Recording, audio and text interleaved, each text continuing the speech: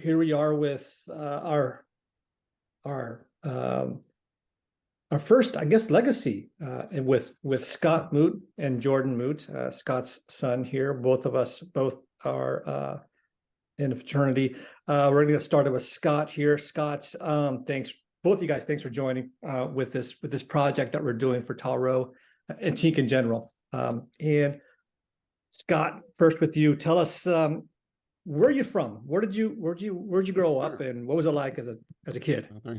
Thanks for doing this, Frank. Yeah. Basically, I'm Southern California. Was born in Anaheim, the Stanton area, and moved through Riverside, Corona for a couple of years before I ended up in San Diego, where Rancho Penasquitos, and ended up finishing here in North County in Vista, and that is where I ended up staying, of course, which contributed to going to Cal State San Marcos. All right. I think the funny part about living in Penasquitos is there was a huge amount of overlap with some of the other Tekes, like guys like Mike Pineda and we recognized each other. We couldn't quite place it, and it turned out that we were at the same middle school and high school. Jason Rochelle, I believe, quite a few of the guys either went to Mount Carmel or knew somebody from Mount Carmel, or the middle school feeding into it. And as we kind of compare notes, now we realize that even I think Jason mentioned it, his wife's best friend is somebody that I remember from 5th grade. That just people randomly that you never think you're going to cross paths with again. And it turns out that, through this, you start to hear these names again, or somebody looks familiar. And so what was high school like? What was high school like for you? What activities would you do? Was great. I've been in that area for up to 5 years. I knew a lot of people, had a lot of friends.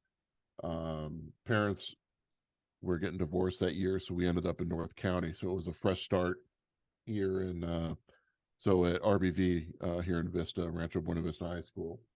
So with that brand new school, sports wasn't really fully defined yet. They didn't have men's volleyball, swimming, some of the things that I thought I would want to do. So we ended up taking the approach of less activities at school. I didn't really sign up for much or anything. Didn't play any sports in school, and I didn't hate high school at all, but I didn't have the experience that I think Jordan would talk about later. Where his school and involvement and engagement was quite a bit more involved, and he had a lot more fun, I believe, engaging with academics, with his teachers, with everybody. But I have lifelong friends from high school that I still see on a regular basis today. And so yeah, it was a brand new school, so everybody was new, and I think that was that might have been the best part, which sounds very familiar. Cal State San Marcos was very brand new when we went there, and again, everybody was new, everything was new. There was no true history of any clubs or of any of the different things we might run into. All right. Wow, interesting.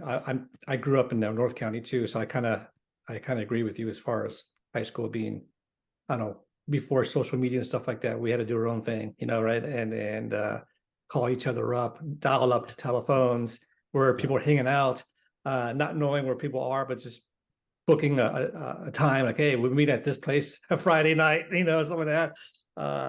It was a different time. I described some of that to Jordan. I don't know how we ever found each other. Trucks. We had trucks, and a few of us had CB radios in them, but you still had to know where somebody else was going. I worked at the local grocery store, and I usually worked 4 to midnight, so on the weekends. So the guys would be out doing, what have you, and then come to the grocery store right about midnight, and we'd meet up in the parking lot. So at least there was one time. Everybody knew that they could go there, meet before midnight and at least find out, what the next thing was. Even with Well, pagers, we had a few codes that might indicate a location, but it wasn't the same as nowadays. I couldn't imagine having that level of access to everybody. let's get to you. Thanks for joining us, Jordan Moote. Thanks for having me. So tell us, where are you? How'd you, first off, where are you at? Where are you studying right now? Right. Introduce us to that. So I'm at UC Davis broadly. My major is environmental science and management with a focus in watershed science. And then the house I'm at is the house I've lived at for the past 2 years. This is our main house currently. It's not going to be our main house in the future, which I will talk about later, but that's a great thing. It's a yeah, you can see some of the composites. Like I'm right over here on this one as Histor as well, Frank. So I can deeply appreciate what the Histor does and keeping that history alive and coordinating with alumni. We should tell them, for people that didn't know, that you're in the house that's a teak house. Yes. Yeah. Right. Just for that and your position, just so they have a simple idea. Yeah, I mean, it's why I say I'm like looking forward to a new house is because this new house is more what you would think of when you think fraternity house. Like it's zoned conditional use permit. It's fully fine having big letters on it, versus like this house does not have outward letters, which is just too much of a pain to go through that process. And we knew this was going to be a more temporary situation. Yeah, and it's going to be a much better look. Like this is basically a normal residential home, but it's really, really big and does have like a pretty sizable living room or main room. And we have a big DJ stand and stuff in there. And we've done well for ourselves here, but it's been definitely like building towards something new. And so especially for me, like I'm a third year heading into my senior year. I'm trying to really wrap things up and leave the chapter in the best position that I possibly can. And to me, that looks like getting in this new house and leaving a bunch of systems in place so that these guys can continue on and really grow the chapter back to like this. You can tell this composite's a lot bigger. This is like the last composite we had before we had this one made. So COVID and various things like really made an impact on all the fraternities. Not just at Davis, but that's something we talked about in we usually go to Teke Regional Leadership Conference, which I know that my dad went to one at least. Not sure how many of you guys went to those, but they're a great time, and you get to network with all these other chapters, and it seems like a definite rebuild period. A lot of the chapters are on their way back up, trying to climb back to those old numbers. And keep that history alive. Very good. Well, great. UC Davis, I've been there. I actually back in 1992 was at the Teke house. Well, not Teke, they didn't have a Teke house, but a bunch of Tekes had a house where they rented. And my brother-in-law is a Teke from UC Davis. I think I told you before. I told both you guys already. I think. Yeah. And so he, Bill Vasquez, long time ago. And so I kind of, I'm familiar with the campus a little bit, and some of the old guys. I remember some of their names too. But Jordan, let's start off with, where are you from? All right. So where are you from, and what was high school like, or growing up with, maybe a stern dad? Yeah, my dad is such a stern guy. I'm from Dallas, or Plano, Texas. That's where my parents had me and my two younger brothers. And then when I was about 10 years old is when we moved from Texas back to, well, for me the first time, but back to San Diego, North County, specifically Vista.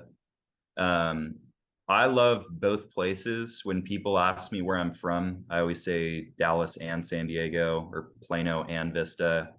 The weather's obviously better in California, but I have a lot of amazing friends from Texas, and I'm really glad that I got the experiences that I did living there. Like a lot of nature, a lot of Boy Scouts and fishing, and not a lot of video games, none ever. So like that was great. And I'm glad I had that experience. And then so I came here, had a little bit of elementary school, and then basically middle school and high school in San Diego. High school was great. My dad definitely like voiced all of those regrets about like not being more involved, even though he had a great time, had a good group of friends. He said something was definitely missing there. The more stuff you do at a campus, whether or not it's high school, middle school, college, the more connected you really feel. And statistically, the better you do in school. So I didn't do sports, but I did woodshop all 4 years. I was a CTE ambassador. So I would go to middle schools and basically mostly middle schools, give speeches on why career technical education programs like woodshop, or we had other ones too, why they're valuable, why it's a good thing to learn those skills and practice those things and do that, even if you're not planning on doing it as your career. So for me, that was like a big point of involvement. And then that kind of branched off and I got into wood turning specifically, like with a lathe. And I was like the last group of kids that got taught by this one guy that they used to bring into San Marcos High School. And then they cut the funding for that. And so he was gone. And me and two of my buddies were basically like the last people to learn how to use that stuff. And the woodshop teacher was far too busy to like dive into that himself. And then we started a club and ran that for 2 years. And that was a great experience, like getting to pass on those skills to younger kids. Even like my youngest brother, Josh, teaching him how to wood turn. That was really cool. I definitely went to like a lot more football games and as much as I possibly could under direction of both my parents. You know, it goes by in a blink. I remember walking around the high school parking lot with my dad saying, you know, this is going to be the best 4 years and a really hard 4 years too, but it's going to go by in a blink. So enjoy it. And then I blinked and now I'm almost done with college. So Ooh, I know, man, yeah. I know I'm going to blink again and 10 years will be going by. So no matter like how hard stuff gets, I try my best to enjoy every second.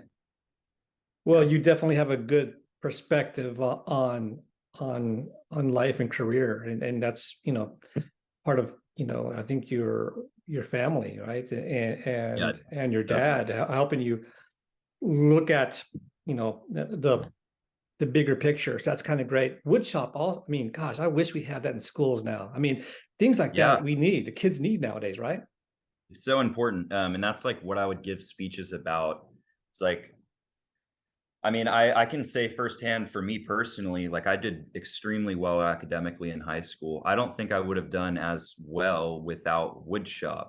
And of course, woodshop wasn't, like I can't say it was teaching me math, even though there is math involved. I wasn't learning calculus in woodshop. But the thing is, when calculus beats me down, woodshop brings me back up and it keeps me sane, happy to go to school. And I think that everybody needs something. For me in university, it's Teke. I would go absolutely insane if I didn't have it. School's hard and you need an outlet to release that. In high school, that was woodshop club, woodshop ambassador. And then here it's just, I'm really dedicated. I do a lot for this chapter. I dream about it. I never stop thinking about it. Well, that's great. That's great. It's passion, right? I think that's something all of us had. And, we try to share that passion with other guys, right? And if things go well, good things happen, right? And Scott has seen that in our past, and you're probably seeing that in your chapter. So Scott, after graduating high school, did you have any choices. What choices did you have? Why did you choose Cal State San Marcos? Sure. Well, when I graduated high school, I had no thoughts about college actually. I think I was just going to continue to do what I was doing, which was working in the grocery business, which had been same thing that my family had been doing for 40 plus years. My parents decided that it wasn't good enough and wanted me to have something better. So they actually pushed for me to move back up to Orange County, and just to get out of my situation, not a bad situation, but just it was a comfortable one. I had my group of friends, I had my job, everything was just kind of repeat, sleep, rinse, get up, do the same thing. So by pushing me to go somewhere else, I did a year up in Orange County, lived in Huntington Beach. I went to, actually, it took a bit of time to try two things. I was interested in psychology as a major, but I also had an interest in industrial design. So I was enrolled in Pasadena at the Art Center Institute and was taking an evening class, sort of one of those, to see if it's something that you might want to do in life. And so I was commuting up to Pasadena a night a week, doing industrial design, and then taking classes at Cypress Junior College during the day. And at the end of it, I realized that I can't draw worth a damn to be doing anything about it like a career, but that I was, I don't know, the psychology just made sense. What we were learning, it just clicked. And so I said, well, I think psychology is the choice that I'm going to continue. But living up in Orange County wasn't doing me any good or bad. So I figured it was time to come back home. So I went to Palomar, finished a year or two up there, and then did their psych, basically their portion of the undergrad. And then at that point, the only choice really seemed to be Cal State San Marcos. It was convenient, easy. We were all close by, and I didn't have to go anywhere. I could still stay, living where I was living, doing work where I was working. And so it was more a matter of convenience. I didn't go there because of specific psychology program, even though I know they had a good one. I had friends that were in it. I think it was just being a creature of habit and not wanting to change up my situation and have to go find a new place to live or find a new job or anything like that. So, all right. And Jordan, how about you? Why did you choose UC Davis? Yeah, so I didn't really know I didn't even know Davis existed, right? Until like the start of my senior year in high school, which is when San Marcos is a pretty good high school in the sense that when you in your senior year, they force you to do this thing like where you're working with the counselors and they make you like do personality tests and like really force kids to think about what they want to do if they haven't been thinking. I hadn't really been thinking. Like I knew I wanted to be successful and I knew I wanted to go to college most likely, but which college, where, for what, no idea. But I had been on a few business trips with my uncle, who is an environmental science guy, and they were really amazing. I really liked what he did and what he was teaching. And I thought it was cool. Everything he would talk about in his career, really impactful things. It's like stuff you can feel good about. And so that sparked my interest and I liked the travel. And then I took AP Environmental Science my senior year, had a really amazing teacher, and it just kind of pushed me in that direction. I was like, okay, I'm pretty sure I like environmental science. Now Google what is the best environmental science schools, and Davis was always up there, always in that top. And so the counselors were telling me you need a reach school, you need a safety school, you need stuff in the middle. And so Davis was my furthest reach. I was like, okay, like there's no way I'm gonna get in there. And then Cal Poly SLO was a little bit below that, and then Chapman University in Orange County was my third. I got into Chapman. I got waitlisted at both Davis and SLO. And so I really didn't think I was going to get off either one. And I committed to Chapman. And then late, really late, like summer had just started, I think, or like was about to start, is when Davis let me know I'd gotten off the wait list. And I was pretty afraid. Like I had never seen the campus ever, had no idea, never even had been to Sacramento. Like I'd been to San Francisco once. So as far as Northern California, it was like a mystery to me. Um, and I didn't know anybody that I was friends with from my high school going there, even though my high school is huge.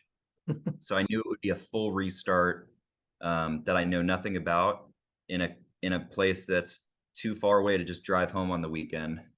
Um, but I'm glad that I took that leap, and I ended up taking the leap because I was just like looking at the facts, right? And I'm like, if I don't choose the best school, like I know I'm going to regret it. I'm always going to think, what if? And so even if it's super hard, I need to give it an attempt. I need to try this. And I'm really, really glad I did, because I would not trade this school or my experience for anything at all. I love this campus. That's amazing. That's great. Good choice for you, by the way, Jordan. That's a great field, discipline, and campus. So very cool. I'm glad you got in. Scott, real quickly, as a dad, how did that make you feel about him leaving so far away? And what was your advice for him? Well, first I wanted to point out that his senior and first part of college was right at the beginning of COVID. So there were some constraints, I think, about getting to tour the campus probably wasn't even a good option. Yeah, I mean, they're just and all of those things kind of involved. So what I was really excited about is that, with the help of the San Marcos high school team, was putting it in his head, hey, these are some good options. They fit with, your desire, goals, personality, just to get him thinking about it. Because like I said, I looked around, a lot of my friends had posters of colleges on their wall, like this is the college I want to go to. I couldn't have cared less at that time. It didn't even dawn on me. So I was very excited that he had an interest and that he wanted to do well at it. Because if his mom and I said, you're going to college, you're going to do this, you're going to do this degree and dictate it, I knew that wasn't gonna fly. So you give them some guidance and you hope they take it and they go in the right direction. And being Davis was a gift, because we thought, look, he needs to live far enough away that coming home on a weekend to hang out with the buddies isn't a great option, but it's not so far away that he couldn't drive home, or we couldn't get there quickly if there was a reason to be there. So if he wanted to come home for a week, driving home, it's 8 hours, 7 hours, roughly, and flying home is pretty simple out of Sacramento. So we thought, look, this is a pretty reasonable choice, where Chapman was really close, and it may have been a distraction that he could get home. Oh, it would have. He would have come home a lot and maybe not had a push to connect more to the local situation. And his mom's side of the family, everyone's got a college degree. Everyone's got either an advanced degree. His uncle that he mentions, a PhD. His grandfather's a PhD. One aunt is a medical doctor.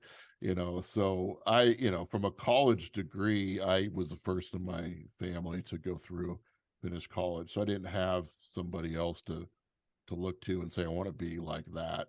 Where, I was super excited that he had all of these people to look to and say, hey, this is what I can do, what I can achieve. And that he took it and ran with it, because we were very careful not to dictate it, demand it. You must go to Cal State San Marcos. You must do this. And so it worked out very well that it was his decision, and very happy with it. Yeah. Cool, cool. Well, we're going to get to our second part of the interview here in a minute, in which we're going to get into college, the college experience, and Teke. All right. So now we're all going to talk about you're in university, you're going to school, you're going to college.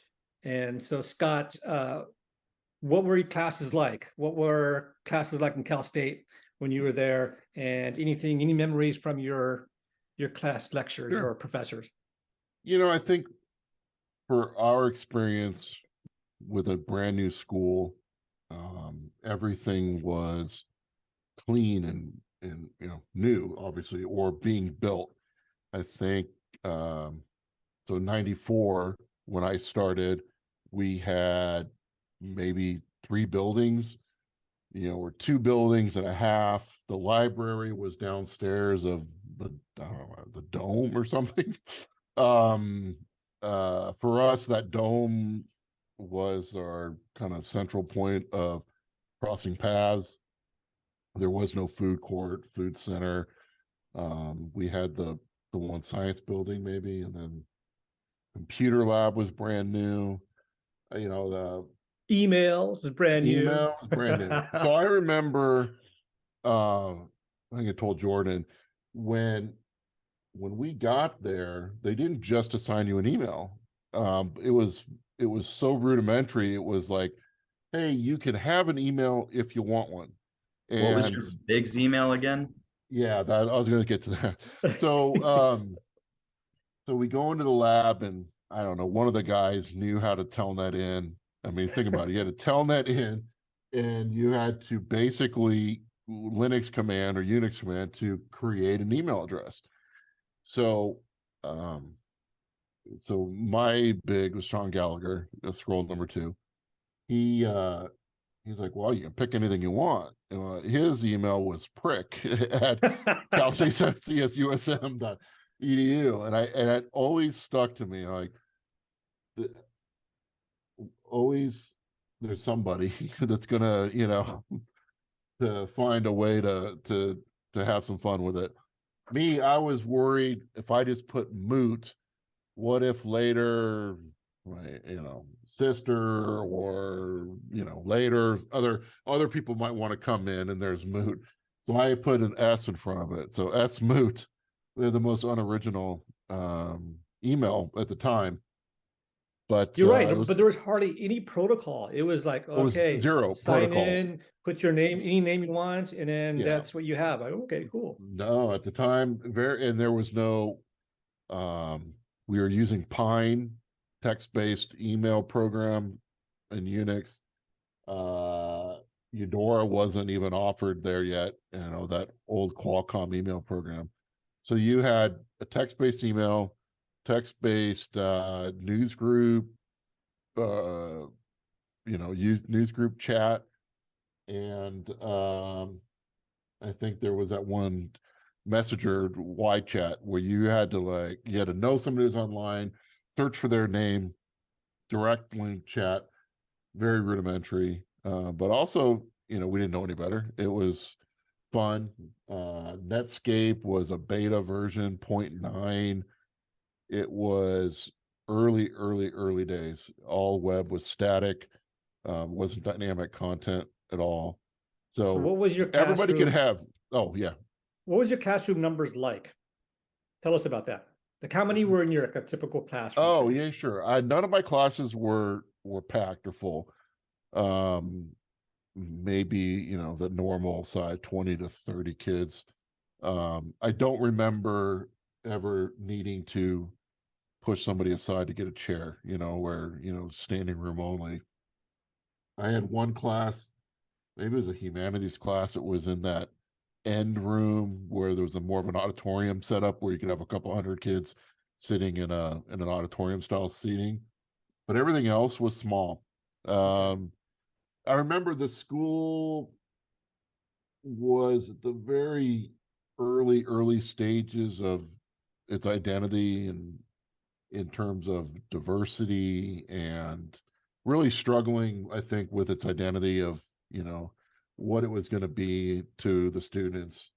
There were protests, and I don't know if you remember, like, people speaking out about it being one way or the other, or I don't know, certain holidays or certain things would trigger people to come in and protest back and forth, either liberal or conservative. But I do remember thinking at the time that they certain teachers were very confident in talking out about their political beliefs, and less about politics, but just more as statement of facts.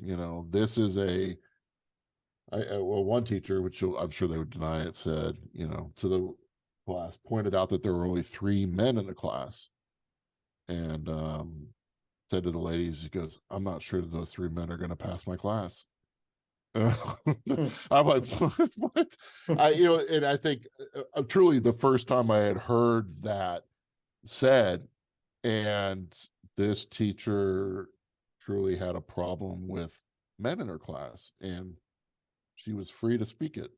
And very surprising. I had a teacher that did a similar thing, and actually she was a first year, second year teacher, and she was let go eventually for being a bit more hostile to certain kids in the class. And she also didn't favor having guys in the class. And I thought, this is, it is what it is. I don't care. Maybe I should have cared more then, but it was a problem enough that kids started complaining, saying, "Hey, is it okay that this teacher is telling the men in the class that they're not going to pass, on day one or the first week, or openly criticizing them for certain Right. things?" And I It's think, not like today you where go, there's more social media today. Like that'd be crazy. It'll blow up yeah, in 1 minute. But back yeah, I then, think the teacher, but they were empowered to talk, maybe against the male dominating um, the academics. I don't know, but that was very strange to me. I didn't react to it, or I thought, this is strange. But I know that some students didn't like it, and there was a lot of back and forth about it. And having teachers, I feel that free to speak out like that was a new experience for me. well, I figured the field of psychology, there'd be a lot of well, it'd Yeah, be there's few men in there, right? it's funny. I think back, I think I had all women teachers in almost all my classes. I don't recall. I mean, maybe one off, two off, but in psych specifically.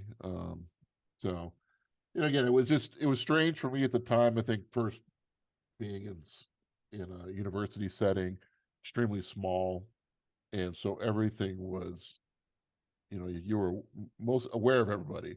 It wasn't like there were thousands and thousands of kids on campus that, there's all of these other situations that you'll never know about. You'll never meet these kids. I think really at that time we had an opportunity to almost see every student cross through that plaza every day, because there was only one way in and one way out of the campus, really. So And office hours for professors were very open, right? For us, so we can yeah, always see professors. There's no problem. yeah, I think that was very true, because they didn't have hundreds and hundreds and hundreds of kids trying to come see him, maybe. But yeah, I remember it was neat, the open lab, because of the brand new computers, and everything was new. So internet, the classrooms weren't online. It was completely different, surely, from today's Right. situation. Jordan, so speaking of today's university, so what are classes like for you? How about your freshman year to now? Yeah. What are the differences and what's been going on with your classes? Well, huge differences from my freshman year, because my freshman year was entirely online. So I lived here in Davis. I lived in the dorms, but I lived in a dorm building that was meant for 3 people, and it was just me. And every other dorm in the entire UC Davis system was one person, whether or not it was meant for a double or a triple. Um, Roughly 25 to 30% of the kids in my grade were here. So those of us who were here, I think it was a really like special and unique time, because those are like the 25% of that grade that cared enough to know they're going to be doing online class or have the ability to come and do online class. Like not everyone can swing that. And everyone who was here was really like starving for social connections. And so I remember this experience like really made me realize like, wow, there's cool people at this school. It was a tough first week, right? I didn't have roommates, and like I said, I didn't know anybody from my high school coming up here. So I really didn't know how I was going to meet people. I knew thought there's no parties, right? It's COVID. So didn't think there was going to be any like social interaction there, meeting people. And there were groups of kids just going door to door in every dorm building, knock on your door, so you answer it, and there's like 25 kids all just there to introduce themselves to you and get your Snapchat or your Instagram and say like, oh, we're gonna go like hang out on top of the parking structure. My grade, so there's this thing that runs through campus. So if you're familiar with UC Davis, you probably remember the Arboretum, which is the creek that goes through campus, and it's got all these redwoods, and that's like where people like to hang out on campus. It's really pretty. And our freshman year, my grade threw Arboretum parties, which there's no way the school ever allowed that to happen before. But it's really cool to think about now that there was hundreds of freshmen carrying like folding tables and stuff just into the woods of campus and bringing speakers and just creating their own party.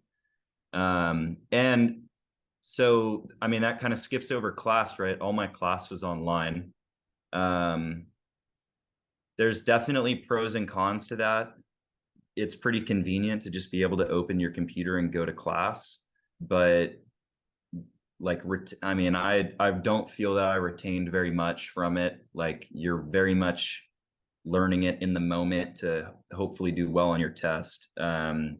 So the second we were out of that in my sophomore year, going to my first in-person class on campus, I mean, it was amazing. Very rarely are my classes that small. Most of them are several hundred people, because Davis itself has like 34,000 kids. And if I'm not mistaken, it's the biggest UC campus wise, like not student population wise. The Davis campus really spreads out. It's a lot of town. And so it was a really crazy experience for me, because my middle school was like 15 kids in my grade total graduating with me or promoting from 8th grade to high school. Then I had 900 kids in my grade, which I thought was huge.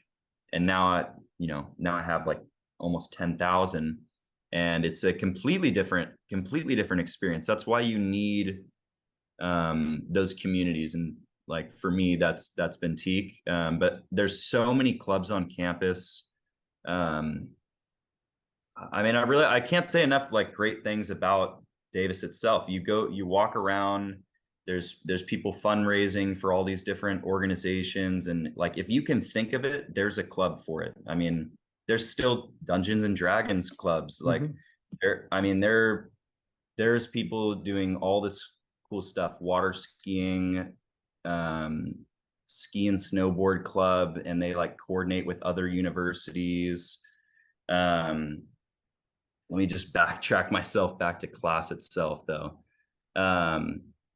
I've had a lot of teachers that I either like didn't mind or disliked, but usually it tends to be the TAs, I think, that are the problem. Because when you have this big of a class, like you're not dealing with the professor, you're dealing with the TA who's still dealing with like 150 kids or 100 kids in their section. So sometimes you get TAs that are really bad, and that really muddles the experience. I've definitely complained to my parents about when those situations arise, or complained to my grandparents about it. Try and come up with usually you just talk to try and email the professor, get them to understand the situation that their class is in, because you could be in the same class as someone, and this would be really frustrating, and you're in the same class, but you're in a different section with your TA, and the TAs are controlling the work that the class has to do. So you're getting the same credit, same everything else, but you might be doing twice as much work, or maybe a fraction of the work that your friend in the other section is doing. So I would imagine that like there's very different pros and cons to like being in the new college, smaller classroom environment versus being in a much larger and one of the oldest UCs, because we're the third oldest UC. But I don't know. Above all that, like complaining, if you will, I love this school. I've had a really huge amount of amazing professors, and especially in my major, the environmental sciences, everything I tend to take, you get really passionate people that really like what they're doing. They're interested to tell you about it. And that to me really makes a huge difference. I find it really hard to learn a subject when you have a Bueller professor, monotone, just like it's really tough. It's tough. And that's why I feel lucky to be in a field that most people who are in the field enjoy it and are passionate about it. I had this one really cool class. My middle brother would have loved to take this if he ever got the chance. Is material science. So it's like engineering, material science related to environmental science, but the class is called like the science of superheroes or something like that. And you're looking at Captain America's shield, and they're connecting all this cool stuff that intrigues people, brings them in to the pretty dense concepts of material science, which I don't know. I thought that was really cool and not necessarily something you might get at some of the other universities. Absolutely. That sounds fun. And you know, sometimes I look online and look at what university courses are offered, and blows my mind with the variety of classes that are offered now. And it seems to come from nowhere, but it actually makes sense. There's substance to these types of topics. And it takes a bright person like a professor to make those connections and bring it into an academic field. Like, hey, now it gives you a different way of looking at things. Like, whoa, I didn't think about that. That's cool. Yeah. Yeah. All right. Well then, why Teke? Scott, you're at Cal State San Marcos. Not much is going on. You got a department full of women, and here we are in I don't know, the parking lot is small, and there's a smell of chicken poop in the air because it's a chicken ranch back then, and it was just a weird thing. All this is going through your mind. Yeah. Why'd you choose Teke, or what made you go that way? I want to say it was one of the first days I was there, and started with seeing a kid that I worked with briefly back when I was in high school. Worked at that grocery store that I mentioned. Somebody I didn't like, and he comes up to me, and mutual dislike, and he said, and he was wearing SAE letters, and he said, "Hey," his name was Scott, also. "Scott, you thinking about, club, fraternity?" And I'm just listening, and he goes, "I hope we might be able to put past behind us, and that you would consider our group." And then he kind of walked by, and I'm just thinking, no way will I ever join. Fraternity was not something I would have imagined ever. And then if I was, I'm joining the other group, whatever it was. But again, not looking for the club, not looking for fraternity. I was still in my high school mode of lack of participation, no commitment, get in, get out. I don't So even who know was the anybody. first person that So I met encountered, you talked to? Rob Brack and Mike Silva. So the two of them were walking around, and it was still the Knights of Classic Lore they're, evolving Teke, and they came up and talked to me about something, and I'm like, yeah, I'm not really interested. And then Brack was pretty persistent. He goes, come on, man, what do you like to do? Do you like sports, this and that? And I said, I don't know. I do like roller hockey, rollerblade hockey. And they go, well, that's great because we have a roller hockey team, which I didn't. and so I'm like, oh, okay. Well, shoot, that could be interesting. And, you know, at the time, they were both pretty convincing. That looked like a fun thing. And maybe a message out of my own future self, what I would tell Jordan, participate, get in there, do something, and make the most of it. So I bit the bullet and decided to go to the Rush event. And this is back when Rush events were at Hoops No. in San Marcos off of Yes. Rancho Santa Fe. And showed up, saw a few of the guys, might have even seen you there because Frank and I were in the same Rush class, Pledge Brothers. And so went through that week. I still wasn't sure, for a minute. But the whole time I kept thinking, what do you got to lose? This could be interesting, could be fun. Obviously, it wasn't a traditional, if you will, fraternity in the sense of what I might have seen from a movie or impression, where it's just a bunch of kids, getting drunk and, getting in trouble. Because that wouldn't have been interesting to me. Because you figure I was already, my third year, fourth year level student. And for those that don't know, when we joined Cal State San Marcos, there were no freshmen or sophomores. You basically could only transfer in as a junior. They didn't have any of the lower classes at that point yet. So the youngest guy in the fraternity turned out to be me. And I was turning 21 at the end of Rush. And then 2 days after me was Jacob Searing was turning 21. So we were the youngest. So everybody was drinking age. We didn't have to worry about sneaking alcohol or fake IDs to get into a place. So it seemed like a decent fit. Everybody in the Rush class seemed, very compatible. Everybody was easygoing, nice. I wouldn't have, if it was a high pressure or high activity, like guys, we're going, like there's constant events and things, I might have chickened out at the time. But yeah, it just seemed like a good fit. And, it was right. We went through it.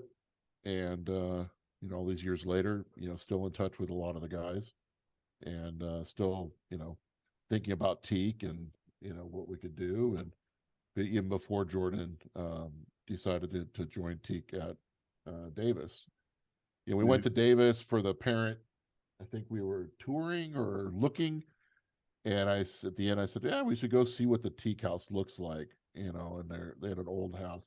But it was COVID time. Nobody was out and about. And so I think we were just looking from the outside, and then a guy rolled up on a bike, and we just said hi. Told him I was, Teke from another school, just was curious, kids coming to campus. And that was kind of it. It was just a very quick exchange. But, that guy remembered Jordan, and later they met up during that time when they were doing Rush.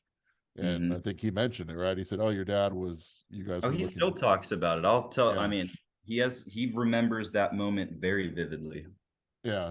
What a timing of seeing it, and of course with Teke, I'd advise Jordan, look, like me, it's not for everybody. Not every chapter is for, if it was a different school, different year, very easily could have just decided against it, or a different chapter, and make sure, you're a good fit with these guys and with the people that are going to be around you and rushing, because don't join or think that there's any pressure like I'm expecting you to join a fraternity. And if you do decide to join an organization, that it has to be Teke. So he went, and I think with checking into quite a few of them, of course, for Frank and I, there was only two choices. There were only two sororities and two fraternity, well, at the time, clubs, basically, on campus, and that's all that campus administration was going to allow to at the beginning. So it was a pretty easy binary choice. You're either one or the other, or you're GDE or GDI, sorry. And you're just going to choose to not be affiliated. So, And what's your scroll number, Scott? Scroll 24. And family, who's your big bro and little bro? Big bro was Sean Gallagher, and little bro first was Dan Piper. First was Dan Piper, yeah, because then later was Patty Pickford.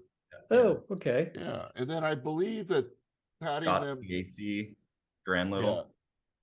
Yeah, actually, Jordan knows the history probably better than I do now. Oh, Our pledges probably know it. Yeah, they have to. His pledges have to learn my my scroll, my history. But the family died quickly. I mean, I think the lineage, it stopped obviously pretty short. So we weren't it wasn't a big group, and Sean had graduated real quick after that. So being scroll 2 and Hushman and them, they were out and on to careers in life. So it isn't like some of these other guys where the families, they were all still engaged and whatnot for the whole time. All right. And, Lastly, 5 minutes or so, Scott. Then we'll get to Jordan later on. Scott, so you're initiated in, right? Fall '94. For me, arguably the best class we have had. So fall '94, 18 of us. There was 18 active, so we kind of matched them. So now we're just doubled in size. So now once you're active, what any events, anything stand out to you, like your time as an undergrad? Yeah, of course. I think first of all was meeting, everybody on, the other organizations. That really was a cool opportunity.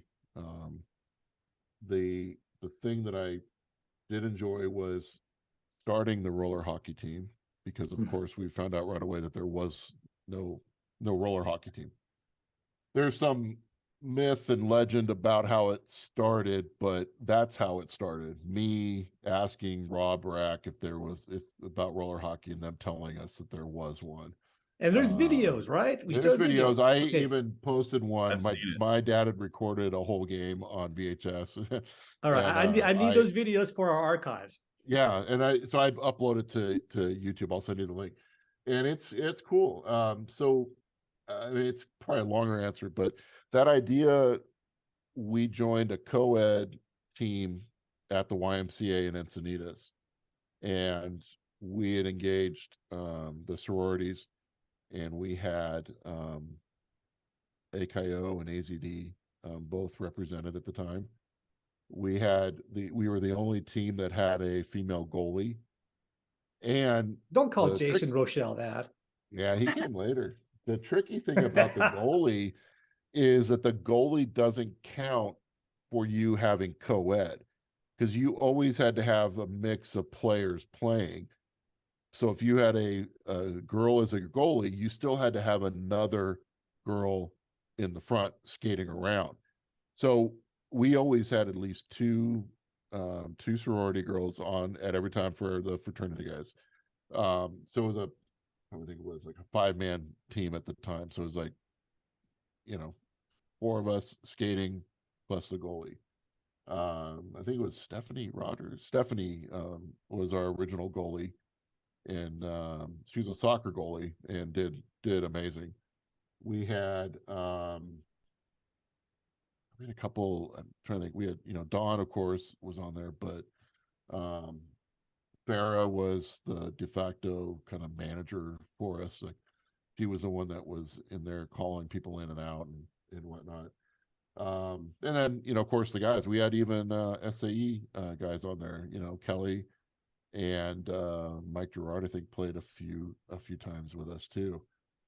And of course, Vidic and Brack and me, Piper played for a while. Jason Rochelle came in and played later. It was a good mix of guys. Did that ever get any kind of publicity in the campus newspaper? What you started, what you did? No. In fact, it was something that was intentionally, I think, left out in a way, because years later, when I went to speak to campus about the Teke as a chapter colony and these rogue team kids running around, I made a joke about intramural sports, and he goes, it was such and such years later, and I said, no, technically it would have been roller hockey. I said we had all 4 organizations represented, co-ed, and we played every week. We played for quite a while, maybe a few seasons, and you guys had hockey jerseys, right? Yeah, You had actual shirts. Yeah, I still actually have mine. Mighty Teeks was the so it was a Teke name. You better hide that from me. All of the girls and guys, sorority, fraternity were on it.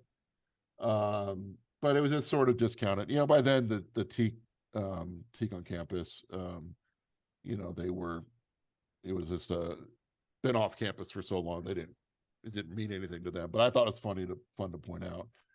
But the referees at the YMCA said that we were their favorite team because, family roller hockey co-ed, nobody shows up to watch, right? It's a team, 2 teams show up. They might have the wives or a girlfriend or 2 in the stands. That's about it. When we would go, the stands would be full because all the sororities would come, and a lot of the other Tekes would come too. And the rest loved it because the crowd would boo them when they would have calls that were going against us. So they'd be yelling and booing and carrying on. Yeah. So, yeah, give me a picture of those jerseys. Those are cool. Yeah. So let me finish before I steal it from him. Yeah. No, but I definitely offer all my Teke stuff to Jordan, he to keep along. I still have a sweatshirt from him that you took a picture of me when I was like, what, 11 wearing? Yeah. Wow, that's so cool. Now, the one I couldn't find is when the day we took Jordan home from the hospital, there's a picture of me holding him, and I have a Teke t-shirt on. And it was one that was made to look like the Maui, the beach. Remember when we were going through that? They had those like kind of Stussy or that was a nice logo. I don't know who thought of that, but that was a great logo. I think Lawrence. Oh, okay. What I heard was he still has some of these stencils. All right, I'm gonna track him down. Should do that. So we talked about these the kind of the roller hockey.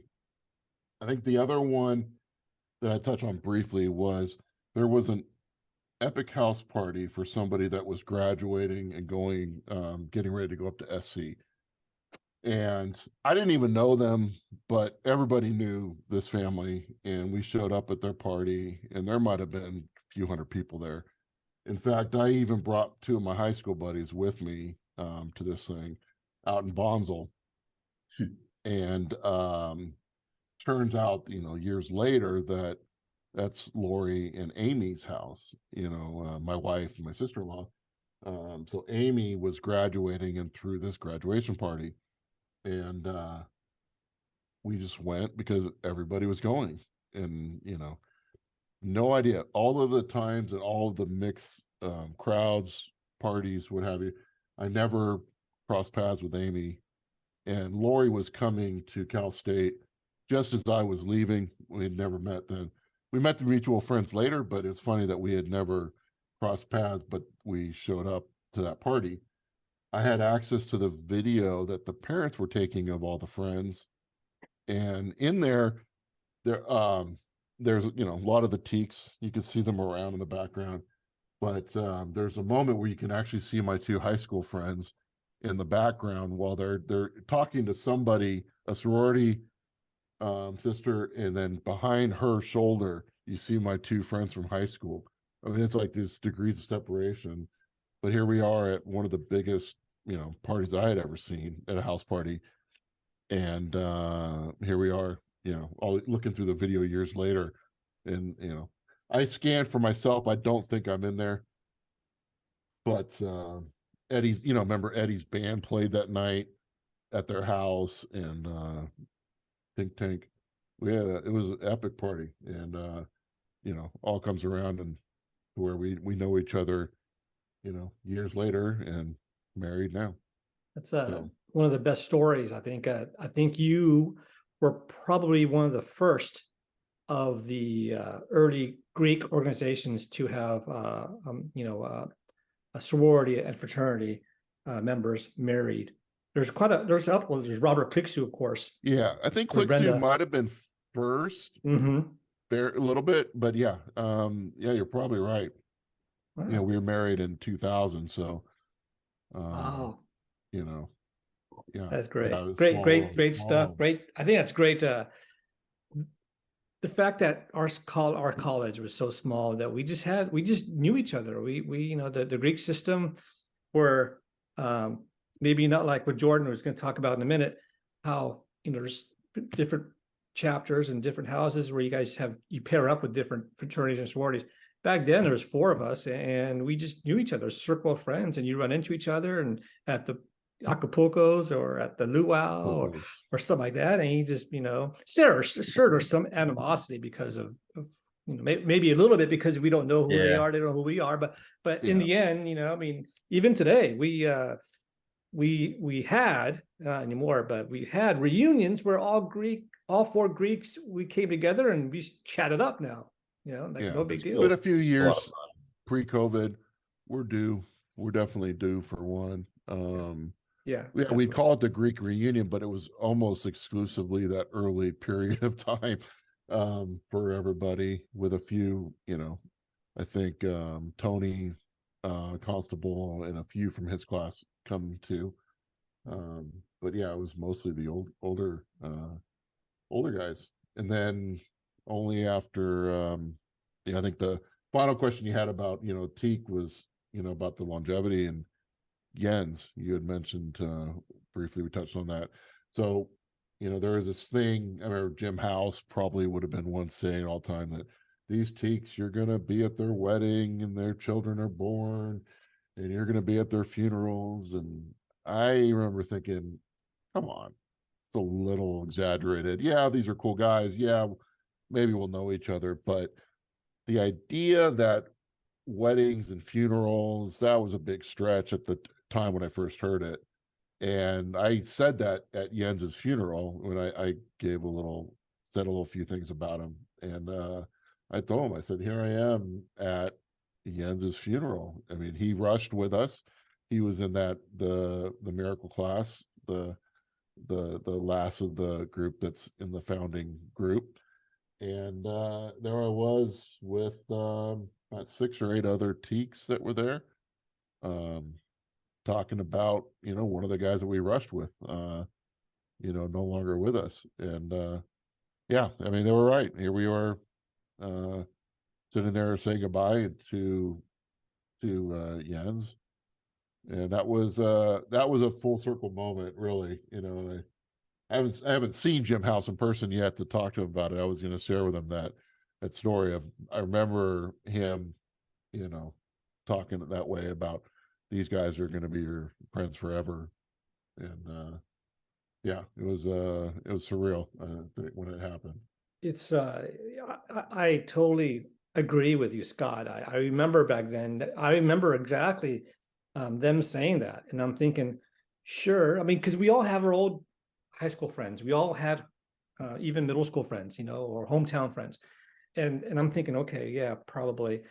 But then, you just realize, gosh, yeah, it's right. It just happens where it doesn't just happen that way, but you tend to remember, especially us back then when we started a fraternity, when we helped start fraternity, it was something new and that was special to us. And so when something common like Jens happened, experience, it was I didn't have to be his best friend, yeah. but I remember that point of time in my lifetime where we shared, time and memories together. And so that came out like, oh my gosh, here we are. And I am going to weddings of my frauders, I'm going to, or commemorate those who have passed away. So yeah, you're right. It's tough. Yeah, it was like I said, it was a full circle moment. But even on the simple things, like when you came in town, right? Recently, said, "Hey, Frank's in town," and 6 of us met up for dinner. We hadn't seen each other in years, but I think with the shared experience of the fraternity, it was one of those things where, time doesn't really pass, so you go right back to knowing and seeing each other. And then, Jordan could speak to if he wants, but I reached out to you to let you know that Jordan was going to be cruising Oh around yeah. Europe, backpacking basically, or going through hostels with a couple of buddies, and he was able to see you in Barcelona. I mean, I think that really says it all. That Not was only was it me so going, because Frank and I actually had met up once in Switzerland when Frank and Jason and who else was with you? Paul were traveling Europe, and we met together. We were all in Europe at the same time we met up. But for him hosting my son, who's a teak now, and his 2 friends, was that was an amazing experience. very, very cool. Very, very Yeah. cool. Maybe when we edit the video, I'll put a picture. I think that's Scott. I still have a picture of you and Jason in Switzerland hanging out, having a big stein of beer. Yeah. And then Jordan will post a picture of us when we're hanging out here in Barcelona. Let me know if you need any of those. I have them all. Absolutely. Okay. I think I sent them to you, but if you don't have it. So Jordan, it's time is yours here. Yeah. As your dad mentioned, you were born to be a teak. You didn't have a choice, even though you did. Yeah. Right. Yeah. And so you get there, and like your dad said, that you visited, that you saw the house, you probably met a person. So talk to us about the process of going and actually, becoming a teak, choosing teak. Yeah. So, I kind of touched on the fact that I didn't know anybody from my high school coming here. And just like you were saying, everybody has like their hometown friends, their high school friends. I still really love those friends, but I knew that I wanted something like what my dad had, because before I even knew that all my dad's friends, mostly, except for like his high school friends, they're all teaks. That really made me realize, like, okay, people aren't just bullshitting when because a lot of people say stuff like that, and you don't know whether or not, like, is this genuine, or am I really going to be able to find that kind of connection within a fraternity? And all of those doubts were definitely gone, as I slowly reintroduced to Click Sue House, like all my dad's friends that I knew them way before I knew that they were teaks, fellow teaks. And so that was my thought process I'm going to Davis and I want to join a fraternity. I wasn't thinking I was thinking it would be really cool if those teak guys end up being cool and that's where I end up going. That would just be the most ideal. But above that, I want that community and I want that experience. So my dad had told me, I've been to teak chapters that I did not like. Like the guys were not whatever. Like I did not like those guys. And the thing is, every chapter is different. So yeah, there's a teak chapter there, but personally, he said he had not heard anything about him. He didn't know. Just didn't have anybody to ask. So I went in with like zero expectations for Teke specifically, but I rushed around. I even took notes, and I still have those notes. And right away, it was like Teke and another fraternity were, after that day, I'm like, these are the only ones I'm considering. All these ones in the middle area, they were like, whatever, they're cool, but then there were some things I didn't like or whatever it was. And then there were some that just straight off the bat, I was like, all right, these guys are weirdos. I don't fit in here. And then the next day of rush week, I was planning on splitting my time between both those fraternities. I went to Teke first, and I never left. It was undeniable, and it was quick. Like every single Teke I met when I was rushing, I liked. I didn't meet one single dude that I could see myself having an issue with or not spending some time with. And it seemed like all of them really liked me, and they did, but you don't know that when you're rushing. And with this, the other fraternity, there was just like a few cons, and I'm like, I'm gonna stick with it here. This is pretty ideal. And there was this bombshell dropped in the middle of my rush week. And so the first half of the rush week, I'm thinking like, this is the best thing ever. Like, how could I get so lucky? I rushed everywhere, and all the guys that I like are in my dad's fraternity. Like, this is fantastic. And then there was this Instagram post that came out about a dude who had been dropped already. Like, he had been graduated and dropped before I got there. But some of the older dudes like were still hanging out with that guy and his ex-girlfriend. It was like this whole mess, if you will. And it was socially devastating. For example, like I was rushing that week checking out Teke. It was like me and 15 other guys that, most of those guys were most likely going to get a bid. My pledge class is me and one guy, J. Dylan Littman. And I'll do anything for that guy. But it was me and one dude, and we're the fall pledge class too. And we rush fall, winter, spring. And so like the fall right before me started at 22 guys, and they crossed 19. So similar to your guys' pledge class. And then the fall after me was 12 men, right? A little more similar.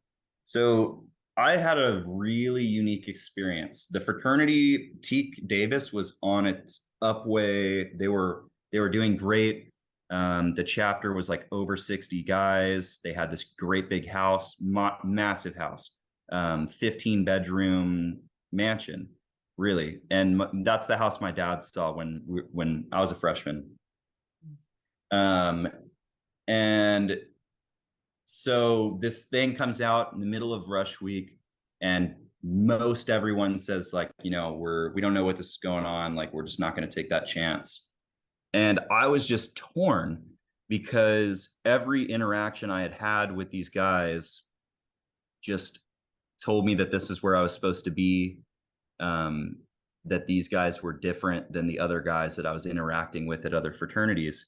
And so instead of just getting scared and saying like, what, maybe I'll rush in the future, I'm not going to do it. I had many hard conversations with like each member of the fraternity. And I was like, just shoot me straight here. Like, tell me what's going on, blah, blah, blah. And it fast forward to the end of rush week. The last day was an alumni event. And I was talking to a few of these like more notable alumni in our history that are like KCLs, and they really did great things in the past. And they could see how like torn up I was about the decision of what I should do. And funny enough, this guy, House Son, he was like, maybe it's not the time like for you, to be honest. Like, I see that you're really torn up about this. And personally, like, we want guys to be really excited about joining this organization, because this organization is something special. And if you're going into it really hesitantly, it's probably not going to be that experience that you want. And I really was just sitting on that. Like, you know, what do I want? Like, what am I here for? What am I really looking to get out? And it ended up with me saying, you know what, I'm going to take this chance, and I'm going to see what this is about. And I became obsessed quickly. Right after I finished pledging, I was a brother for about a week. And then our vice president at the time had stepped down, and the Histor got elected to be the FI president. So there was an open spot for Histor, like a weekend.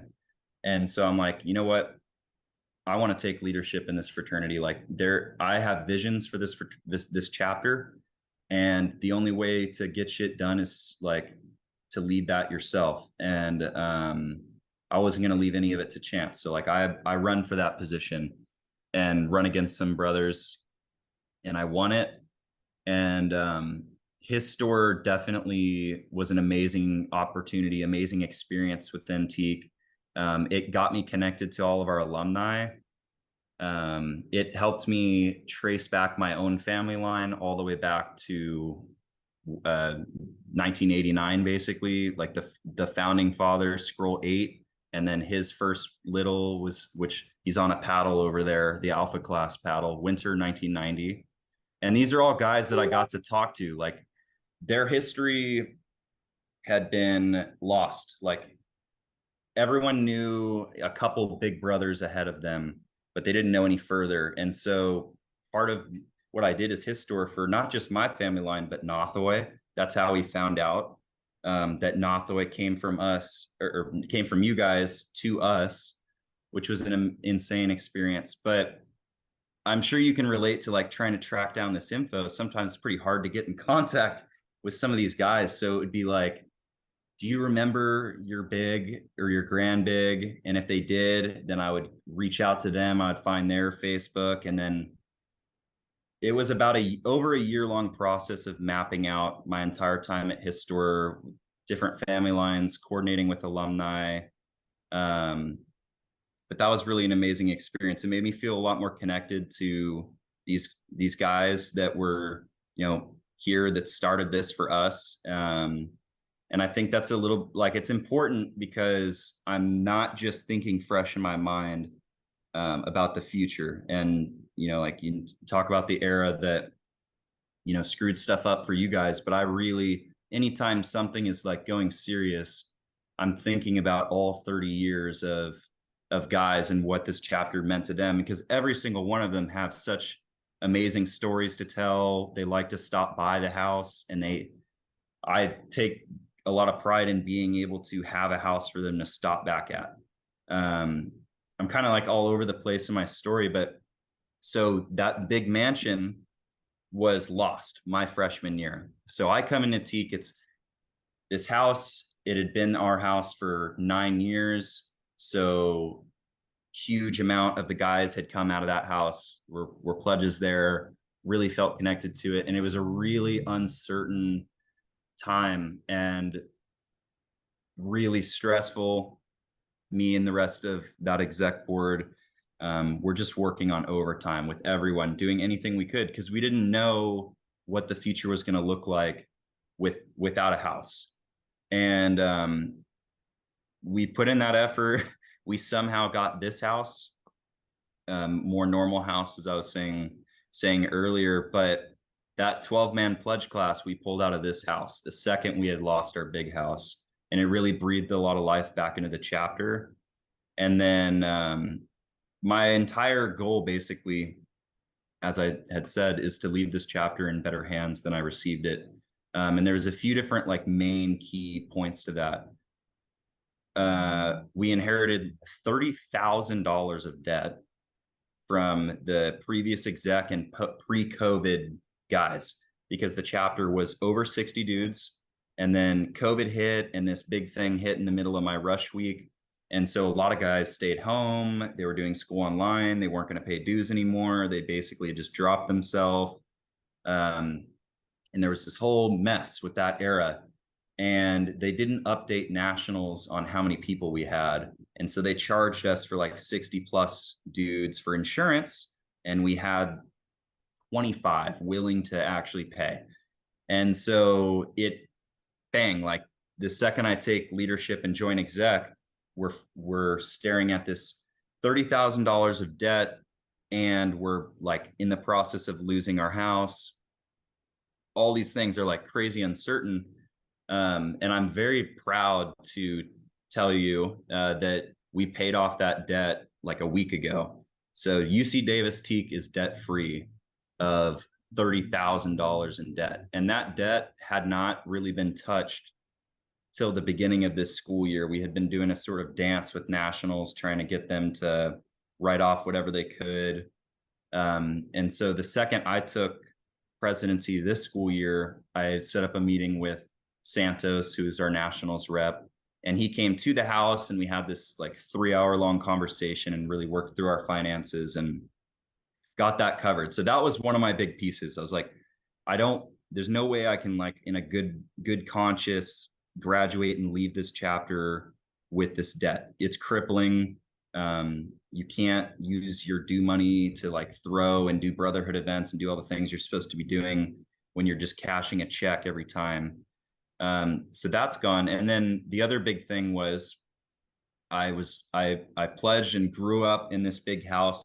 I want to leave my chapter in a big house. And that's going to happen. There was a fraternity in downtown Davis, and they had this mansion, and then they had 2 houses next to it. They've clearly got a lot of money burning around, because what they did was they sold the big house to our future landlord, and then they tore down their 2 small houses and built another big house. So there was multiple fraternities, including us, that were interested in getting this new house owned by this new guy. But this was the chance I was waiting for. I mean, I've been preaching this whole time that like houses don't grow on trees. Like if we get the chance, we need to absolutely jump on it and make it happen if we want to see some dramatic changes in our future. Exponentially change the rate of growth, and the brotherhood is stronger when they all live together. I can tell you when I was watching 16, 17 guys live in one home, I can't leave college without that experience. Like I live here with 6 of my other brothers, but I'm really looking forward to not just the statistical benefit we get of being in that house and Rush. It's like the bond grows stronger when you're living together like that. And when your alumni have that home to come back to. I want that home. I want to come into Davis and see big teak letters on a house and know that chapter is like doing well, being successful. And so the past few months I've been negotiating with that landlord, working on better terms. Just recently got him to agree to lower the rent for us again. So we're all really excited about that. We've been coming up with game plans of how we're going to be remodeling this house. Big teak flagpole outside. We're getting a metal gate. We're doing a lot of really cool stuff. And I feel really fortunate, but it was the product of hard work. Like my entire time here has been a rebuild, because we were on that upward trend. I got here as it was ground zero. Like no one, the social work needed to be done. And it's really rewarding to like realize that we're almost there. Like we're now months away from moving into this new house. The debt has finally been cleared. My dad has seen, like, I have battled with the school a lot. Our judicial system at the school is really, really corrupt and horrible. It's all run by like 2 single individuals that, yeah, I mean, I could go on forever on that, but my dad has helped me through those meetings. And the point is, it's been a long road, of which, I kind of started by saying, no matter how hard things get, I'm always looking for that second, you know, like I know I'm never going to get it back. Even the worst times now, I'm going to yearn for them in the future and wish I could be dealing with those problems again. Yeah. Wow, it's good things happening in Davis. That's great. Yes, yes. Our nationals is actually like very, very proud of us for all that we've done. We're set to win a lot of awards, I think, this year, probably most improved chapter. And then I know you guys like dealt with KRA scores, but they weren't on like the computers and digitally ranked. Do you guys remember the key result area? It's how national scores all the chapters. So it's like if you got this many initiates, you get this much more KRA. And your goal is to get to 100% KRA. That's like the ideal chapter, right? And I don't know if this chapter has ever gotten 100% KRA, but within the next few days, I'll know for sure. But I believe we've hit 100% KRA, which is its own award on top of that stuff. So we're very like prideful of what we've done here. Really Very excited. good. You know, just listening to you makes me think about with Scott and myself, you know, like we I think we pride ourselves on being part of something that started something, right? We were part of a group that helped get together and leave a legacy. And I always thought that if you go to a bigger school, you know, that's already established a chapter there, that you might not get the opportunity. But I see the opposite with you, Jordan. I see a total connection to what your dad did. You're going to have that you're building something. You're building something like your dad did. So there's like another layer of something that you guys have something in common again. Another layer of connection is that you're going through your undergrad years as a TKE, you know, rebuilding something. Yeah. You know, we started, helped start. You are actually starting something too, but you're rebuilding something and you're making it better as when you leave. So that's great.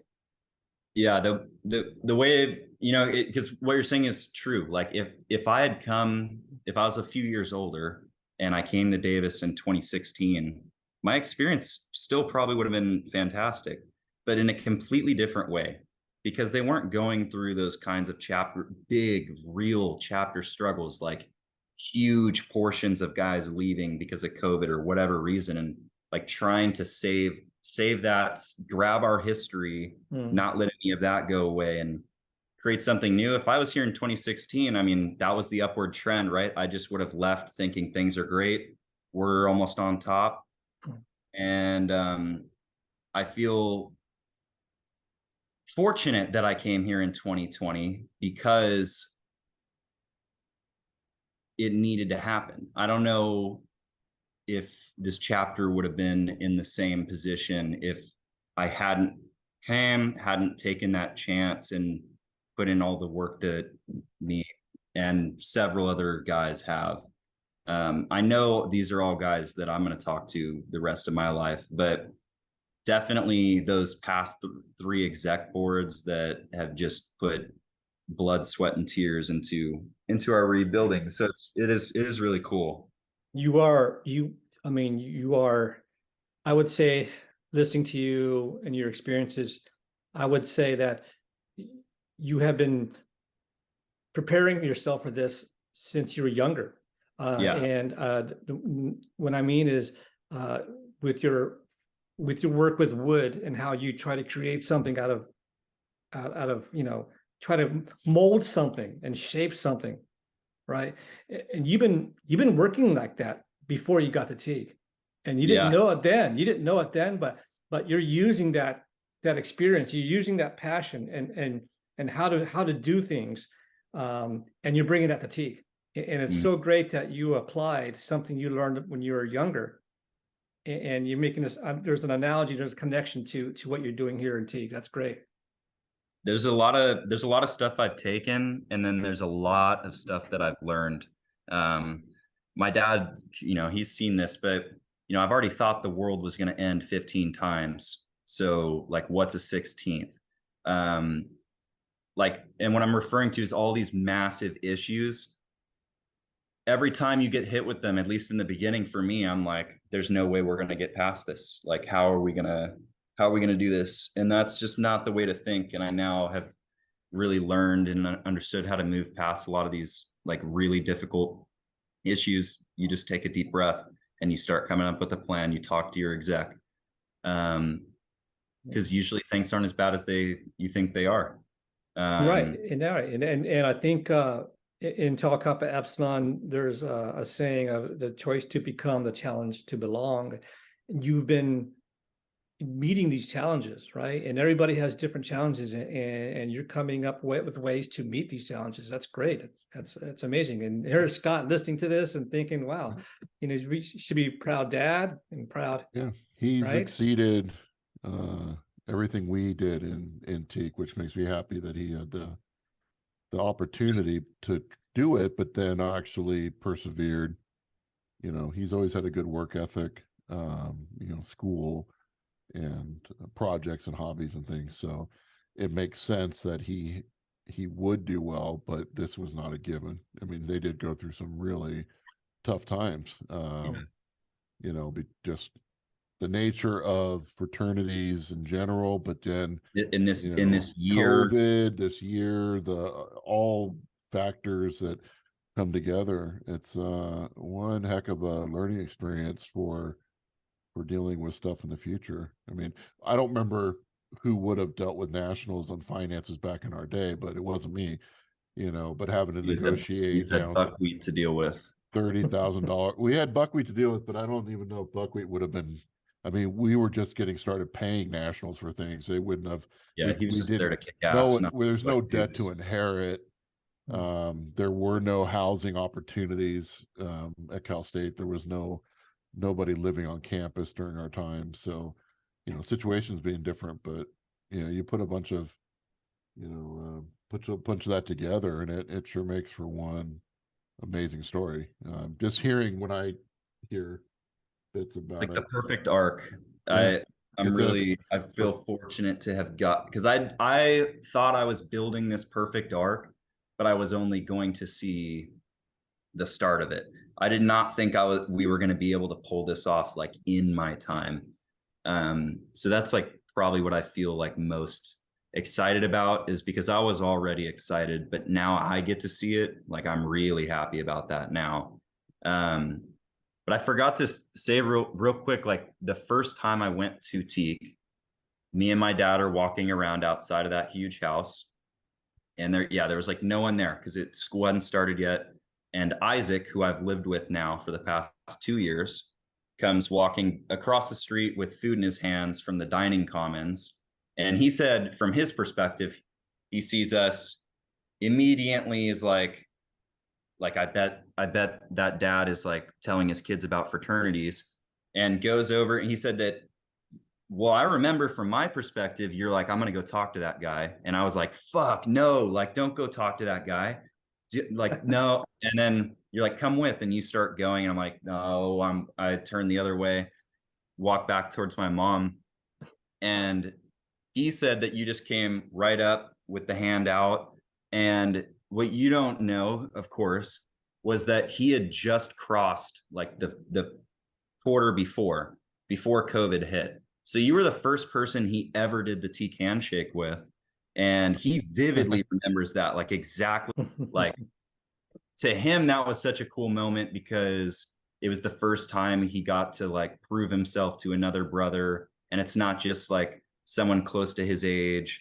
And that was the time when he met me. And he was a big reason of why I ended up taking that chance, despite all that stuff during Rush Week. He was probably like the most influential person in convincing me that the guys in this fraternity are like him. And so, really cool and really lucky that you ignored me and just went up to him anyway and introduced yourself. Yeah, which is not like me. You know, I mean, I'm not usually Unless it's a that personality. You know, when Jordan was younger, we're at the grandparents' house, and they have a community pool, a spa, and he was in there with cousin, I don't know, and somehow was talking to a bunch of guys that were in there, and I don't know how he connected the dots that these guys were Tekes. I overheard him and then Oh, came and told you. yeah. So he told me, he goes, "Hey, those guys are Tekes," and I was thinking, I don't think so. Like Tekes not on campus, and it turned out this was the early, still was what was left of Teke at Cal State San Marcos, and it really impressed Jordan. I think is that when they were introduced to me, that they Most all respect. jumped out of the spa. They were like extremely respectful.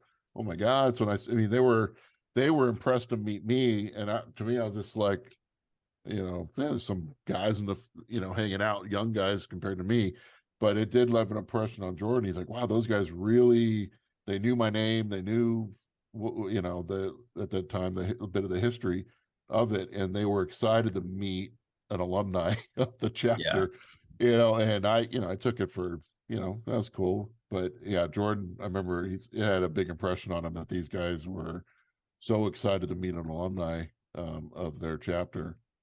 Very good. Nice. Yeah. That's great. Well, there's a lot we can talk about too. I mean, but I love the stories that you guys have shared today, and it goes to show you that what you think what a fraternity could be, you don't really know till you are invited into it, right? And get part, and actually, like Jordan and Scott, both you guys mentioned that you participate, that you actually get active in it, and that's when you start seeing how great something like this could be, right, guys? Yeah. You get out what you put in, and I tell that to every single new member of this organization. The more you told you, the more memories you're going to make, and the more experiences you'll have. yeah. All right, I think Scott, that's what how I about you? mentioned. Last That thing for was you, the Scott. quote. That was the quote. I stole his words Because I showed him my most improved award. I remember Brian giving it to me, Vidic, and I told the chapter at the meeting, I said, how you get this award? You quit your job, you move back home, and you have all the time in the world. Because in our case, being all older students, most of us had jobs, and I had decided to quit, let that last year or so, semester, whatever it was, to go by where I could be fully involved in school. And it was funny how that they noticed it. Like Scott's here at all of the events, or Scott's part of where before when I was working, probably full time, the involvement was it was more of a light touch, and I wasn't getting as much out of it as I could. And I remember telling Jordan that, in his case, living on campus offers more opportunities, but take the opportunities. And I think that he's more than exceeded anything that I would have expected from talking to him ahead of time, saying, hey, this is, so an opportunity where you can really put a lot into it and enjoy it. To hear him talking now about leaving a legacy, it's pretty cool. This So is I think, for Taro. This is our first legacy. This Jordan is the first legacy for Taro and Scott. And so, what does that mean to you, Scott, Jordan? I mean, Jordan, when you were growing up, did you hear any college stories from your dad or about fraternity? His friends? He told me stories, but nothing specifically about Teke, like Teke events. But I've heard like my whole life about the intramural roller hockey and like just going out with you guys and doing all this fun stuff. I don't know, like the fires. fire, yeah, events. But you figure his aunt, being Amy. Yeah, I mean, who I've heard, was a I knew college founder. was fun. Like Yeah, Amy, founder in my mom, AKO. my dad, all talking about how Yeah. all three of them were Greek life at Cal State San Marcos, and all three of them have a lot of their friends that still are around, were from their org, and they talk about like the parties. I mean, just Amy and my mom, my mom really has a good memory. Like she really remembers a lot of stuff that like I don't think I'll have that good of a memory. But that definitely like had a hold on me, and that I knew that I wanted to be as happy, if not happier, when I'm telling people about when I was in college. And I mean, I'll be able to drone on for hours. Like this barely scratched the surface in terms of, I mean, we've done a lot. Like we've had parties that had 15 cop cars and like 20 cops shutting down our whole street with like all the brothers on the roof, just kind of like watching Project X go down. Um, Yeah. there's a lot of really cool stories, but like what it all comes down to is just like, what's my favorite thing? I mean, probably just the every moment living with these guys, like random times of the day, just random shit, Cool having that experience. free time to hang out with each other. Cause I know when we all go get careers, and it makes it more special when we can meet up. But now's the time for me to just live it. Yeah, I Right. figured it was And I more think, common, like for him, all of Amy and Lori, all their friends were, I think, almost exclusively AKO AZD, so it's like not necessarily that was being pointed out, but as he got older, he probably would see as like, wow, these people went to college together and they're Exactly. I all didn't still together realize 20 any of them years. until the Click end. Sue hanging out with Yeah. his kids when they were all younger. Yeah, It didn't, he no didn't idea. equate it early on probably to, oh, that guy was Scroll 3 and, he's been around forever. But, as he got No, older to it was all see it just just these are built. my parents and my aunt's best friends, and like look at the connection they have, and then Yeah. later just realizing why that connection came to be, and I'm like, I need it for me. Yeah. That's what I good. thought. No, it's great. This is a great time to share that story, especially at your age. We don't get that with interviews with someone who's in the middle of their undergrad years of being a Teke Yeah, active, right? So I'm that's in the great to hear. middle of my Preakness term. Still got half a term to go. Oh boy, good luck with Yeah. that. That's a good way to start off the Yeah. legacy is that, we didn't really highlight, but Jordan is the president of his chapter, which is funny. I love saying it because, that's not something that I would have strived for myself. I mean, I wasn't, It's a lot of work, a lot of it wasn't in stress. my head. Like I want to be a president, but it's fun to see him, work his way up to it and want to do it and have goals set for the chapter. Mhm. It's great listening to it. I said a proud moment, but it's fun. Um, it's fun to see somebody really have such a good time with Teke. Um, and that obviously, then it's being my son, Yeah. we can share or compare Teke experiences. We bleed Yeah. cherry red. Yeah. Yeah, and the thing is, as your dad and I can attest, Jordan, is that when you graduate, that you might see your friends, it's far and few between to see them, but when you do see them, man, it's such a great feeling. When I met up with Scott, when I went back, it's great to see Scott and other people. It's great to like just catch up, and just it's more than just remembering the old times, right? It's more than that, and that's what, as alumni, that's why part of doing this video also is that it's not a video. It's not a video of us reliving the past. It's about us saying what we shared in the past helps us who we are today. And this is great. And I mean, what are you up to today? What are you doing today?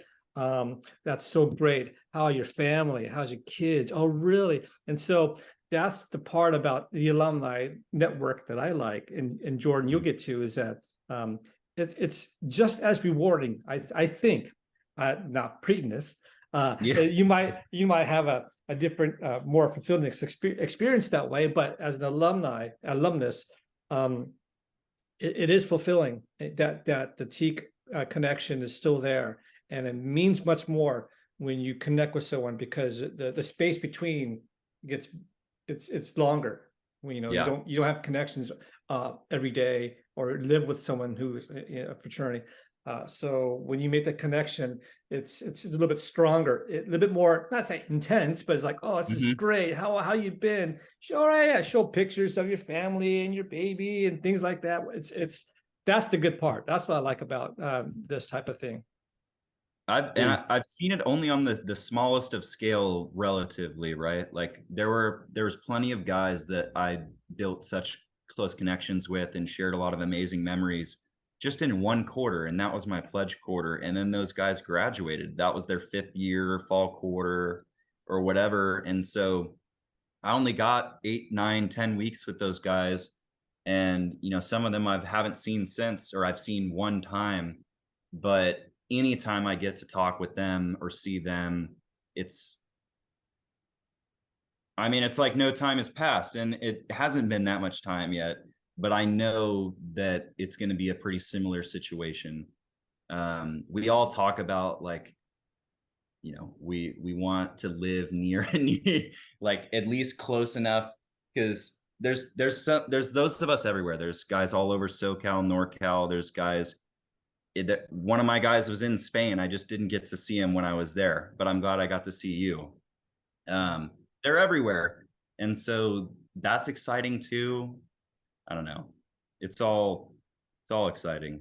Scott, so who? I mean, of course, you've who else have you talked to from fraternity nowadays?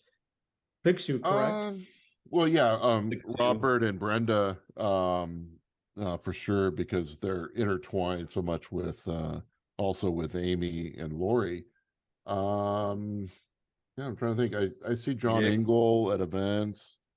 Paul, you went to a couple of the alumni, Teke, yeah, Cal State San Marcos alumni things, right? The Greek events, we went to them a lot more when we lived in Dallas, because we would be out here for Lori and Amy's family. They have that Easter picnic every year. But in the later years, they started getting scheduled a couple of weeks apart, so we couldn't do both, couldn't fly out twice. But before that, we would be going to those events. So yeah, I think those main guys, Jim House, we would see once or twice a year.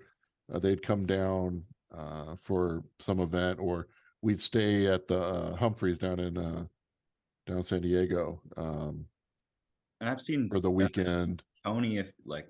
Tony. Well, yeah, I was gonna say Clixu comes with also, a lot of those events that he brings us to would be like Tony's group, that their backyard, they have a great pool.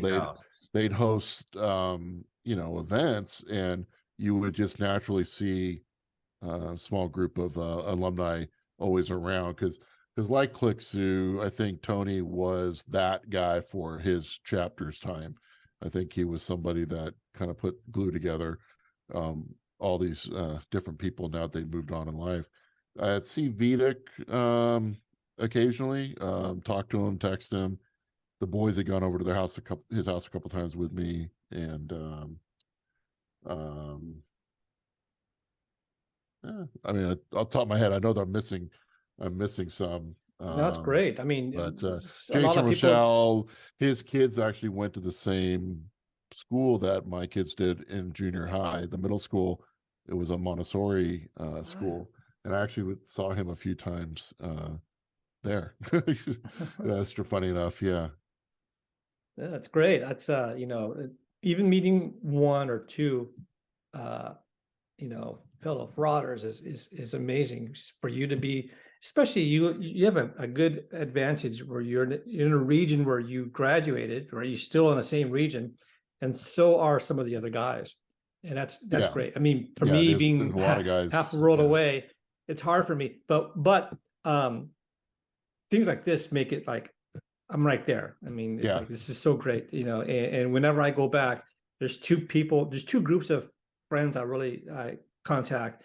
A couple from high school, like 3 or 4, like my good strong, and then my Teak brothers, that's Rush class guys. Yeah, it's basically, it's like, hey, I'm coming to town, and most likely it's like, we're John Engel, he's like, okay, I'll pick you up. Where you want to go? And then, or Jason right away. I mean, so Jordan, we're talking people in their 40s and 50s, and it's like when one of us come back to town or something like that, it's like, all right, they drop something. All right, let's meet somewhere. We want to meet. All right, oh cool, I'll be there. You know, and that is what those are small things, but it really means a lot to a person like me who's so far away to come back, and there it is. The brotherhood is right there. It's Yeah, you it figure hasn't moved. we're a year off of it being 30 years from all of us rushing. We need to do something That should be a special. fun. Yeah, we should try for 30-year reunion. a fun Greek reunion for that. There is also next year the regional leadership conference. No, sorry, conclave. Conclave is going to be in Florida. Yeah. So yeah, Yeah, it's something that, to think. and then Jordan's got RLC. I mean, we went once as a group. RLC is You guys went. Jordan has gone. It sounds like it's a lot more cohesive now. Like all the chapters are best friends immediately. Like beyond, I mean, it's ridiculous. That's where you can really see like how strong the fraternity is dudes who met like 2 hours ago are, you know, 2 peas in a pod already based off nothing, and they go to schools super far away. RLC was always really cool because it's in a hotel on the bay. It always ends up with local Teke chapters throwing parties at their house. Like last year, East Bay Tekes were throwing, and so I mean there was like 20 different chapters: Alaska Tekes, us, Idaho, Oregon, Southern California, all those Tekes, SDSU. It's really an amazing time. Yeah, RLCs are cool, and those are all over the place. That would there's Scott, you went to one in USC, we went right? to SC. Yeah, I was gonna say I don't think you were there, right? But I didn't go to that one. Yeah, there's a picture. I was just trying to find it that has I have it. there. I think I have it somewhere. Yeah, you had upload it. So yeah, Vidic and a small group of us. Yeah, were there. So yeah, we'll figure something out where we all can meet up or do something like Jordan, when I don't know, summertime when you're staying up there. I don't know. If I come back in California, we'll see. My chapter, the first thing that we want to do in our new house is like before school starts, we want to have the biggest alumni barbecue we can possibly have. And I would be super open to just openly advertising it on like the Teke Facebook groups and try and get alumni from other chapters that can make it. I think it's gonna be really cool. Really cool. A lot of our alumni are really excited, but it's like, you witness a new generation starting. Yeah. That's great. That's a good idea, I think, for you. That's amazing. So I think we can wrap it up with this. And I thanks Scott and Jordan, the father-son Teke connection. Yeah, who would have thought legacy. That I would be the first one to introduce the legacy to our Teke chapter? That's pretty awesome. These are great stories, awesome. And I love it. And I hope to continue to hear some more about other people. But Jordan, thanks for your time here at college right now. Good things are happening with you for sure. So keep it going. We will. Right. Thank you so much for having me, Frank. It's great to see you again. Yeah, it's a pleasure. I love you. It's been a while. Scott, gentlemen, thanks a lot very much for everything. And we'll pause here. We'll stop.